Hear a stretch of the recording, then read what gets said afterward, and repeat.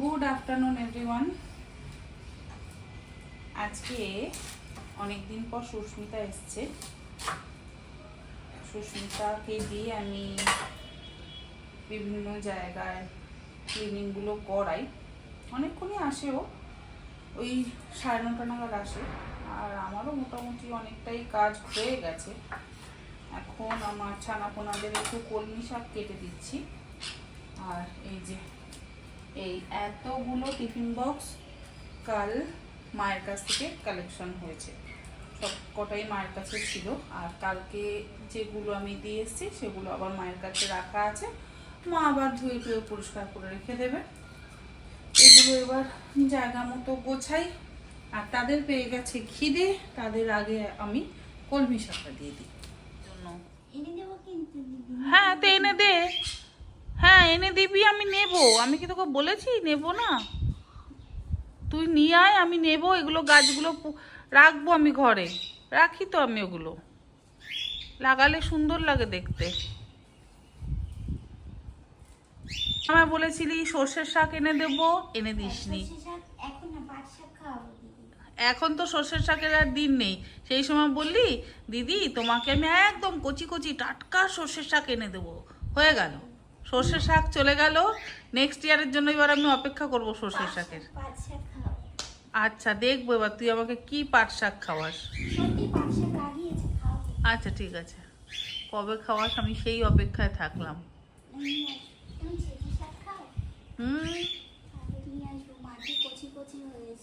তুই নিয়ে আয় না, যে শাক হবে নিয়ে আসবি, আমি খাই, সব শাক খাই।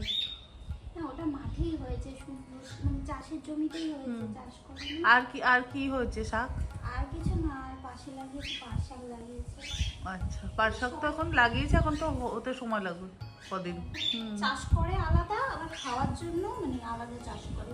আচ্ছা, সবাই মানে তুলে খায় পাশে। ওই সুইচ বোর্ডের নিচেটা না একটু স্কচ ব্রাইট দিয়ে তুলে দিই। সুইচ বোর্ডের নিচেটা দেখ। হ্যাঁ হ্যাঁ হ্যাঁ, ওইখানগুলোতে, ওখানগুলো না একটু কেমন কালো কালো হয়ে রয়েছে। আর এই যে দেখ, এই যে সেলো টেপের দাগগুলো দেখ নিচে। হ্যাঁ হ্যাঁ হ্যাঁ হ্যাঁ হ্যাঁ হ্যাঁ, ওগুলো তোল তো, উঠে যাবে উঠে যাবে। হ্যাঁ সব উঠে যাবে, তুই ওই সাবান স্কচ ব্রাইট দিয়ে তোল, উঠে যাবে সব। অল্প জল দিয়ে মাখিয়ে রাখ, খানিকক্ষণ পর দেখবি উঠে যাবে। হ্যাঁ হ্যাঁ হ্যাঁ, সার্ফ দিয়ে, একটু সার্ফ দিয়ে মাখিয়ে রাখ অল্প করে। হ্যাঁ হ্যাঁ হ্যাঁ, দেখবি সব উঠে যাবে। স্কচ ব্রাইট দিয়ে ডলবি, কিচ্ছু না, এগুলো আঠা সাজাই না সেই সময়কার সেই আঠাগুলো। এই আঠাগুলো পুরো ওপরেও আছে কিন্তু আঠা, ওই ওপর দিকটা দেখ, বোঝা যাচ্ছে না।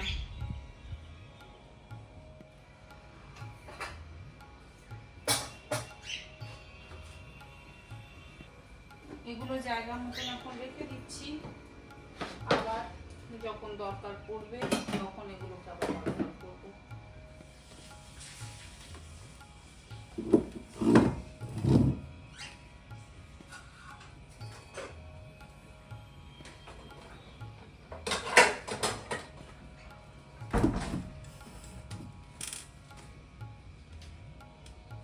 কাপড় দে, ভেজা কাপড় দেবো।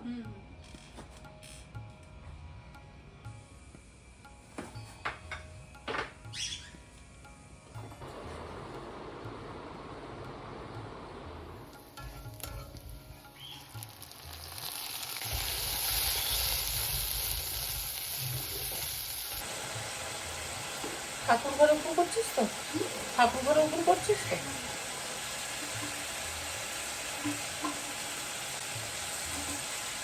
জলটা যেন বাসনের গায়ে গায়ে না লাগে, তাহলে এত সুন্দর করে মেজেছিস আবার বাসনের গায়ে দাগ হয়ে যাবে।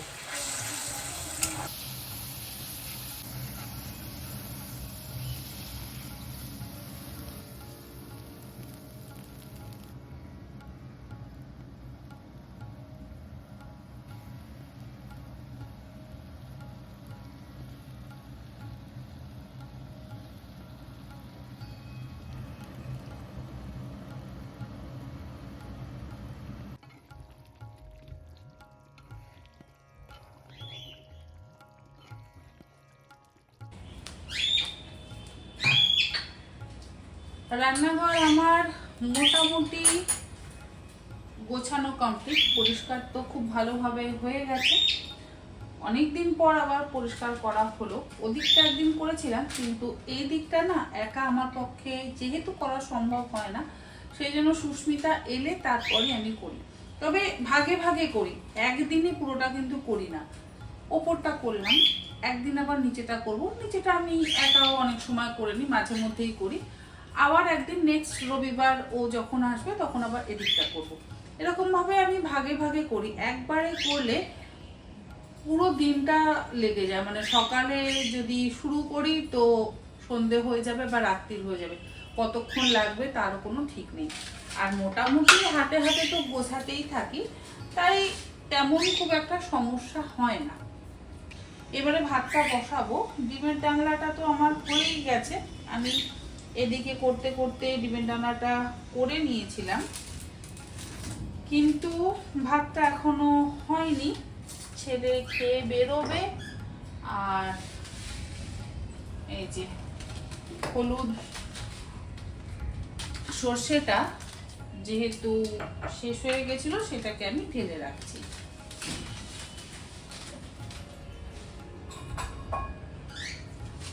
রান্নাঘর পরিষ্কার এবং রান্নাঘর গোছানো একটা অনেক বড় কাজ, অনেক বড়, বেশ সময় লাগে।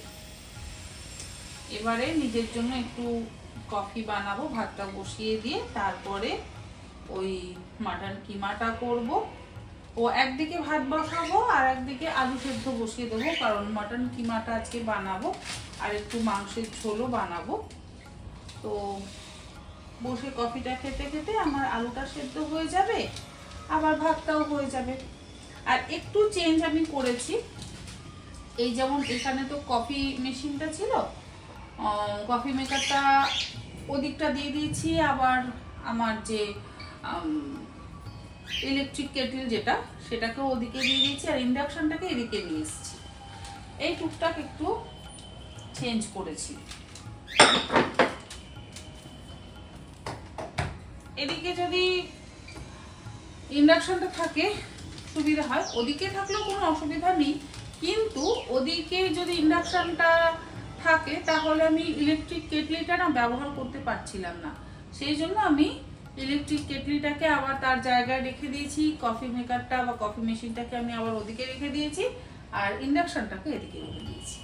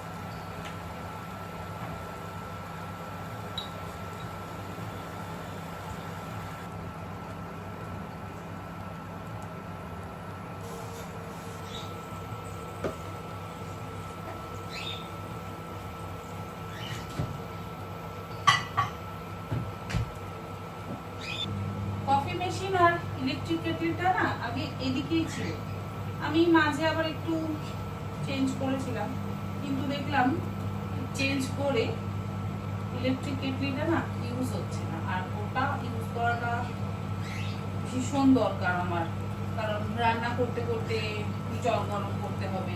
তো শর্ট করে আমি এক কেটলি জল গরম করে নিলাম, তা না হলে মাইক্রোওভেনে গরম করো, তা না হলে আবার আলাদা বাটি করে ইন্ডাকশনে জল গরম করতে বসাও, তা না হলে আবার গ্যাসে জল গরম করতে বসাও। তো যেহেতু জায়গা আছে, ইলেকট্রিক কেটলিও আছে, তাহলে আমি সেটাকে কেন তুলে রাখবো? তো ভাবলাম না, ওকে ওর জায়গায় আবার রেখে দিই, যদি কোনো অসুবিধা হয় তাহলে আবার সরিয়ে দিই।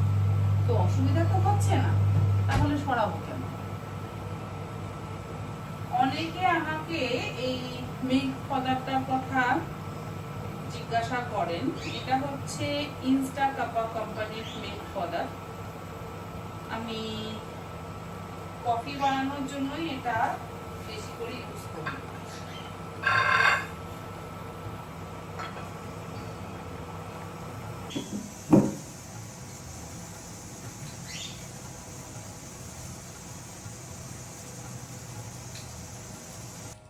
কফি খেতে খেতে আলু সেদ্ধ হয়ে গেছে। আলুর খোসাটা ছাড়িয়ে নেব, আর প্রথমেই আমি কিমাটা বানিয়ে নেব।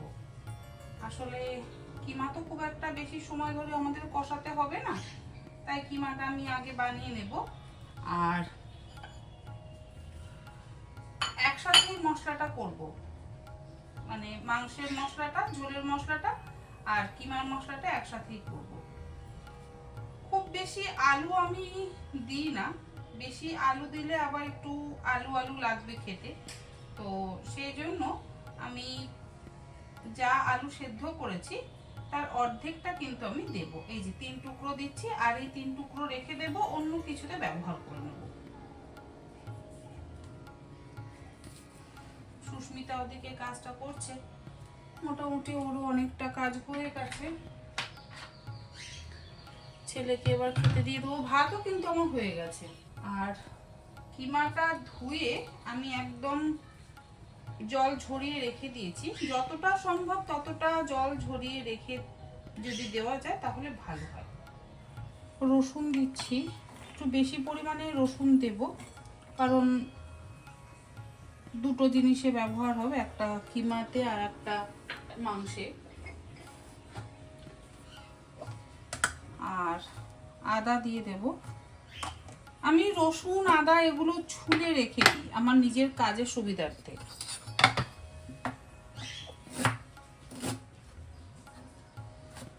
আর দেব হচ্ছে কাঁচা লঙ্কা আর পেঁয়াজ, মাংসের মশলার মতনই।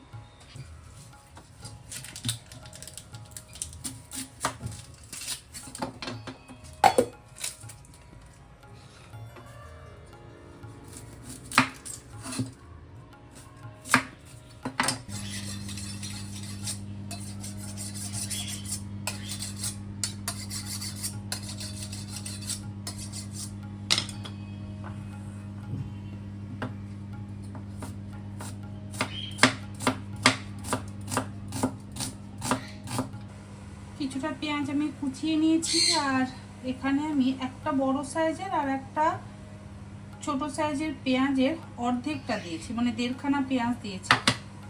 একটু কাঁচা লঙ্কা দেবো, দিয়ে আমি মশলাটা বেটে নেব। আর পুরো মশলাটা আমি একসাথেই করব, তাতে কি হবে আমার কষাতে সময়ও কম লাগবে আর তেল মশলাটাও কম পরিমাণেই ব্যবহার করা হবে। আলাদা আলাদা করলে কি হবে, তেল মশলাটা আবার একটু বেশি পরিমাণে ব্যবহার হয়ে যাবে।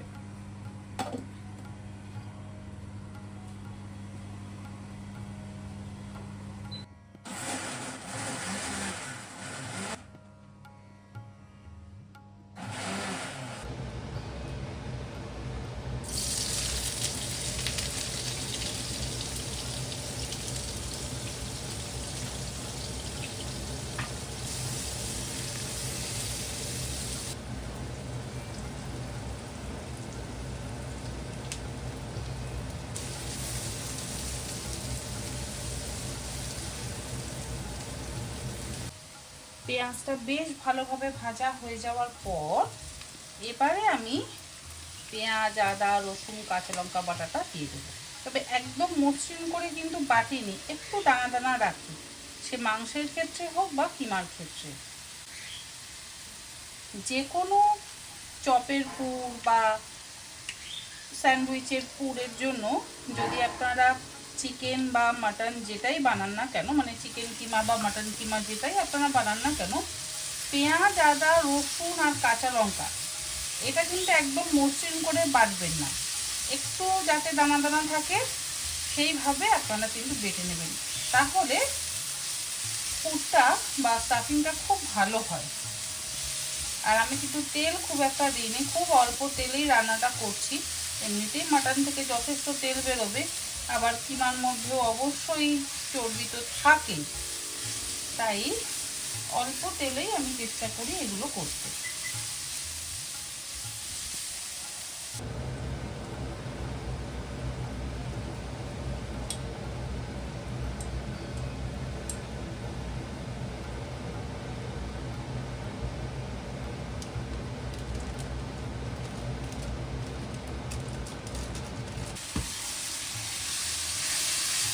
কাশ্মীরি লঙ্কার গুঁড়ো, হলুদ গুঁড়ো আর জিরে গুঁড়ো দিয়ে দিলাম, দিয়ে এবার ভালো করে কষিয়ে নিচ্ছি। তারপরে আমি লবণটাও দিয়ে দিয়েছি। এবারে আমি কিছুটা মশলা তুলে নেব মাংসের জন্য। তারপরে এর মধ্যে কিমাটা কষিয়ে নিয়ে আমি ইনস্টাপটে দিয়ে দেবো সেদ্ধ হওয়ার জন্য। সেদ্ধ হয়ে গেলে আলু টালু দিয়ে ম্যাশ করে রেখে দেবো। অল্প অল্প করে জল দিয়ে আমি মশলাটাকে খুব ভালো করে কষিয়ে নেব। এর মধ্যে দেব একটু শাহি গরম মশলার গুঁড়ো, আর এই যে আমার ম্যাজিক মশলা বা ভাজা মশলা, এটা এখন দেবো না, এটা পরে ব্যবহার করব। তারপরে আবার বানিয়ে রাখতে হবে। এটা বানিয়ে রাখলে আমার ভীষণ সুবিধা হয়।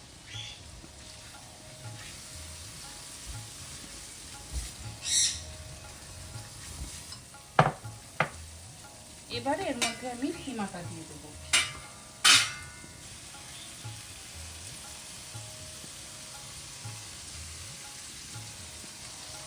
আর কিমাটা দিয়ে খুব ভালো করে কষিয়ে নেব। বেশিক্ষণ কষাবার দরকার পড়ে না, যেহেতু আমি ইনস্টাপটে এটাকে সেদ্ধ করব। যদি আপনারা প্রেসার কুকারে করেন, হ্যাঁ সকলের কাছে তো ইনস্টাপট নেই। এটা আমি গিক রোবোকুক কোম্পানির ইনস্টাপট ব্যবহার করি। অনেকে আমার থেকে জানতে চেয়েছেন, লিঙ্ক চেয়েছেন, আমি লিঙ্ক দিয়েও থাকি।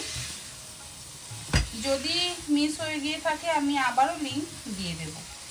আর যেটা বলছিলাম, আপনারা প্রেসার কুকারেও কিন্তু করতে পারেন।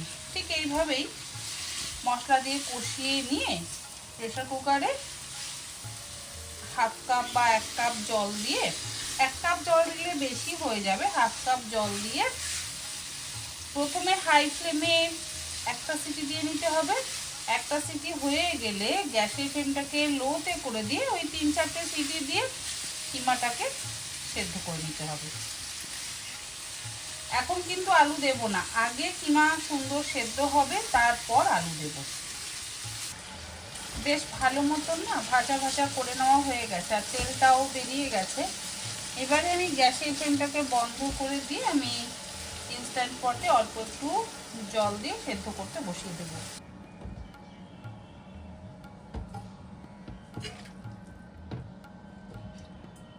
আপনারা হয়তো বলতে পারেন যে তুমি আলুটা আলাদা কেন সেদ্ধ করলে, আলু তো একসাথেই সেদ্ধ করা যেত। অবশ্যই আলু একসাথে সেদ্ধ করা যেত, কিন্তু আলুটা আলাদা সেদ্ধ করবার না কারণ আছে। সেটা হচ্ছে এই যে কিমাটা আমি এখন অল্প একটু জল দিয়ে সেদ্ধ করব, কিমাটা যখন আবার শুকনো করব না, তখন কেমন একটা জল জলে বা একটু তেল তেলে ভাব থাকবে কিমার মধ্যে। তো আলুটা দিলে সেটা কি হবে, টেনে যাবে। আর যদি ওই কিমার মধ্যে দিয়ে আলু সেদ্ধ করে তারপর আবার আলুটাকে একসাথে ম্যাশ করি বা আলুটাকে টানাই, তাহলে ওই একই রকম একটু নরম নরম ভাব থাকে। সেই জন্য কি করা হয়, আলুটাকে আলাদা করে করা হয়। এই ছোট ছোট টেকনিক বা এই ছোট ছোট টিপসগুলো যদি আমরা নিজেরা একটু ফলো করি, তাহলে আমাদের রান্না কিন্তু বেশি ভালো হয়। এই যে আমি মশলাটা দিয়ে দিলাম, তেলটা কিন্তু এইটুকু তেল আমি নষ্ট করব না, এটাও আমি একদম পরিষ্কার করে দিয়ে দেব। এবারে এর মধ্যে আমি ধোয়া মাটনটা দিয়ে দেব।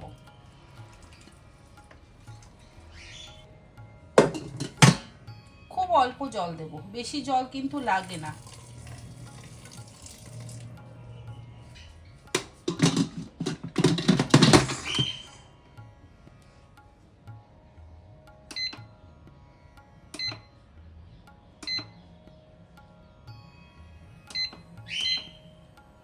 কুড়ি মিনিটে আমার কিন্তু সেদ্ধ হয়ে যাবে। আর এদিকে আমি মাংসটা কষিয়ে নিই। এর মধ্যে কিন্তু অবশ্যই আর একটু লবণের ব্যবহার আমরা করব।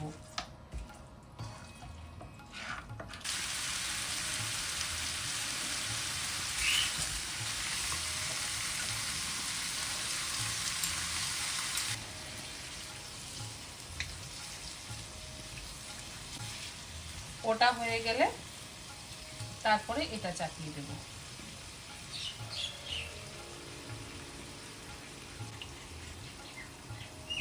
কারণ মশলা তো অলমোস্ট কষানোই আছে, আর মাংসটাও আমার কষাতে খুব একটা সময় লাগবে না।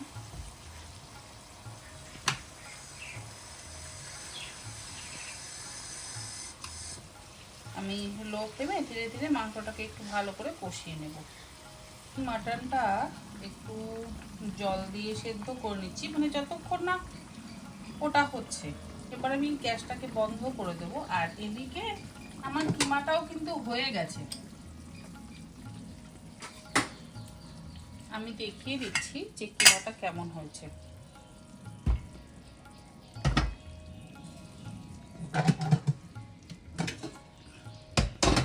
এই যে কতটা তেল বেরিয়েছে।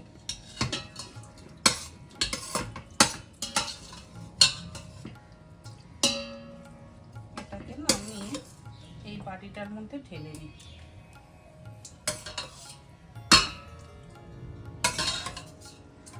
তারপরে এর মধ্যে আমি আলুটা মেশাবো। কড়াইয়ের মাংসটা এর মধ্যে আগে ট্রান্সফার করে দিই, তারপরে তাহলে আর আমাকে না এক্সট্রা বাসন করতে হয় না।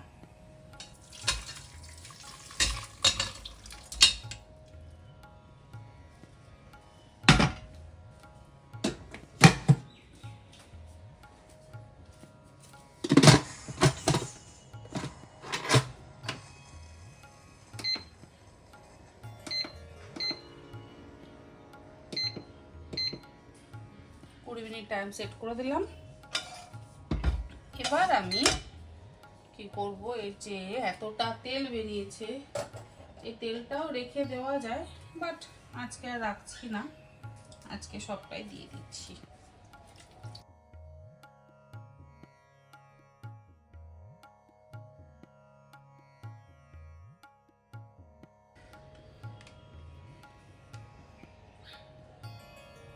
এটাকে আমি একদম শুকনো করে নেবো, একদম। আর এই যে আলুটা আছে, এই আলুটা আমি ম্যাশার দিয়ে ম্যাশ করে নেব। এই যে ম্যাশার দিয়ে আমি ম্যাশ করে নিচ্ছি। এখন কিন্তু দেব না, পুরোটা আগে ড্রাই হবে, তারপর আমি দেব।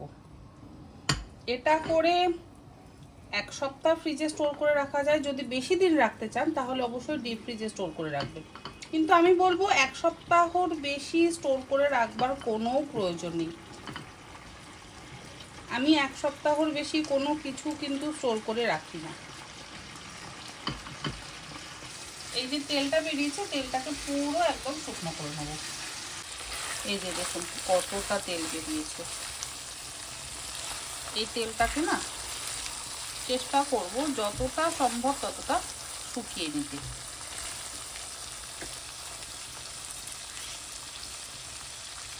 আর এর জন্য না 1.5 খানা আলুই যথেষ্ট। যদি এর থেকে বেশি আলু দিয়ে দেওয়া হয় তাহলে আবার একটু আলু আলু হয়ে যাবে, মানে কিমাটা মুখে পড়বে না। কিমাটা যাতে একটু মুখে পড়ে তাহলে তো বেশি ভালো লাগবে না, তো সেই জন্য আলুটাকে একটু কম ব্যবহার করতে হবে। আর আমি কিমার চাংসগুলোকে একটু বড় করে কাট করিয়েছি, একদম মিহি কিমা কিন্তু করিনি। দেখুন তেল আস্তে আস্তে সবটা টেনে গেছে।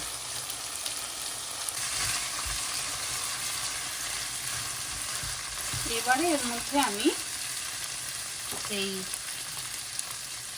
আলুটা দিয়ে দেবো, সেদ্ধ আলুটা। আলুটা তো পুরো ড্রাই, এবারে এই যে ম্যাশার দিয়ে ম্যাশ করে দেবো। যদি আলুটা ড্রাই না হতো না তাহলে তেলটা কিন্তু টানতো না। এরপরে এর মধ্যে দেব ভাজা মশলাটা। মাটনে কিন্তু ধনেপাতা যায় না, আপনারা চাইলে দিতে পারেন, তবে আমার ভালো লাগে না।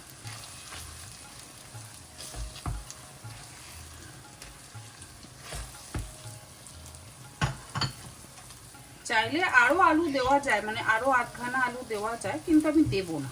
তাহলে কি হবে, মাটনের ভাগটা কম হয়ে যাবে। এবারে আমি দেব আমার স্পেশাল ভাজা মশলা। আমি এটা মোটামুটি ওই 2-4 চামচ পরিমাণে দিয়ে দিলাম। একটু রেখে দিচ্ছি, একবারে বাড়ন্ত করছি না, কারণ সবটা যদি দিয়ে দিই পরবর্তীতে যদি আবার আমার কিছুতে ব্যবহার করতে হয় তখন আবার বানিয়ে তারপর করতে হবে, তো সেই জন্য একটু রেখে দিলাম। বানাবো তো অবশ্যই, তো যতক্ষণ না বানানো হয় ততক্ষণ একটু থাক ঘর করা। এই পুরটা দিয়ে আপনারা সিঙ্গারা বানাতে পারবেন, এই পুরটা দিয়ে আপনারা মাটন চপ বানাতে পারবেন, এটা দিয়ে আপনারা কাটলেট বানাতে পারবেন, এটা দিয়ে আপনারা স্যান্ডউইচ বানাতে পারবেন, এটা দিয়েই আপনারা মাটন কিমা বল বানিয়ে গ্রেভি তৈরি করে কিন্তু মাটন কিমা কারিও বানাতে পারেন। অনেক কিছু বানানো যায় এইভাবে, একটা যদি কিমার প্রিপারেশন করে রাখা যায়, অনেক কিছু করা যায়। এটা যদি বানিয়ে রাখেন, হঠাৎ কোনো কিছু বানাতে ইচ্ছে করছে না বা ঘরে কিছু নেই, তাহলে ফ্রিজ থেকে বের করে ওই গোটা 10 বল বানিয়ে বা এর মধ্যে আরেকটু আলু সেদ্ধ করে মেখে নিয়ে গোটা 10 বল বানিয়ে ভেজে হালকা করে ভেজে নিয়ে গ্রেভির মধ্যে দিয়ে দেবেন। পেঁয়াজ, আদা, রসুন, কাঁচা লঙ্কা দিয়ে গ্রেভি বানিয়ে দিয়ে দেবেন, দারুণ খেতে হয়। অনেক কিছু কিন্তু বলে দিলাম। কিমা তো আমার একদম রেডি, আর এদিকে মাটনটাও তো হয়ে গেছে। তো এবারে আমি বাকি কাজকর্ম করব, আর আজকের ভিডিওটাও এখানে শেষ করছি। আপনাদের অনেকের অনুরোধ ছিল এই কিমার রেসিপিটা শেয়ার করবার জন্য, আজকে আমি কিমার রেসিপিটা শেয়ার করে দিলাম। আমি অবশ্যই কুকিং চ্যানেলে আলাদা করে শেয়ার করব, আর চিকেন কিমা এবং চিকেন স্প্রেড যেটা, সেটা রেসিপিও আমি খুব তাড়াতাড়ি আপনাদের সঙ্গে শেয়ার করব। ঠিক আছে, আজকের ভিডিওটা তাহলে এখানেই শেষ করি। আপনারা সকলে ভালো থাকবেন, সুস্থ থাকবেন, ধন্যবাদ।